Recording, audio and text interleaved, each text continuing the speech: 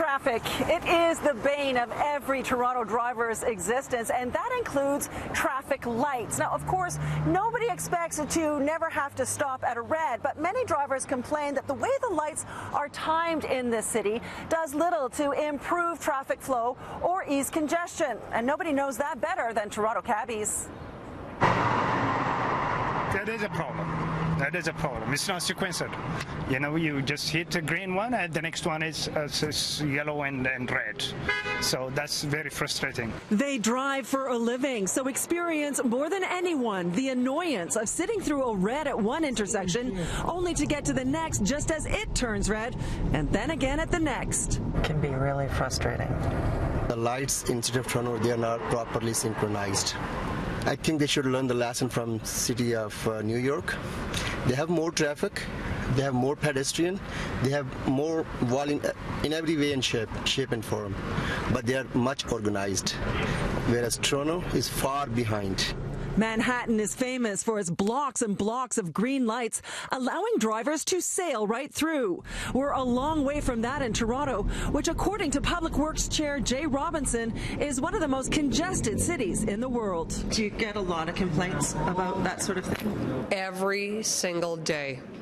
Every single day I hear from residents about congestion and gridlock. People are fed up.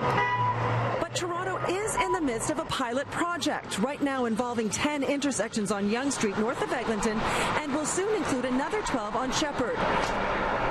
The two streets will use two different smart signal systems and then be evaluated to see which one works best. Both use leading-edge technology.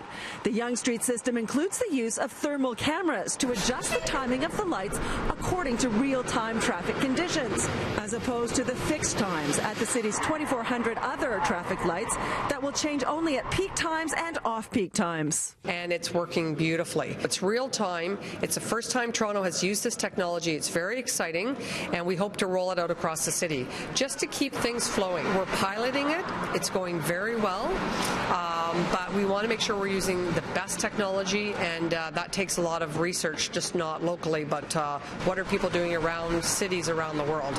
The city says it did extensive traffic monitoring leading up to the pilot and continue to watch improvements. But because the project only rolled out at the end of May, they haven't yet been able to evaluate its effectiveness. But they're hoping for at least a 5% improvement, which may not sound like much, but when it's calculated over tens of thousands of cars, it adds up. Now, Jay Robinson admits that the new technology is expensive, with a price tag of $110,000 to $150,000 per intersection, which means that the entire city were outfitted with smart signals.